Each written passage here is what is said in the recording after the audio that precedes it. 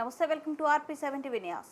జనసేన అధినేత power star Pawan Kalyan చరిత్ర సృష్టించారు. పవన్ కళ్యాణ్ పిఠాపురం భారీ మెజార్టీతో అఖండ విజయం సాధించారు. తన సమీప వైసీపీ అభ్యర్థి వంక గీతపై 70,000కు పైగా ఓట్ల మెజార్టీతో గెలుపొందారు. గతంలో ఎన్నడూ లేని విధంగా భారీగా ఓటు శాతం పెంచుకున్న జనసేనాని ఈసారి ఏపీ అసెంబ్లీలోకి అడుగు పెట్టేందుకు సిద్ధమయ్యారు.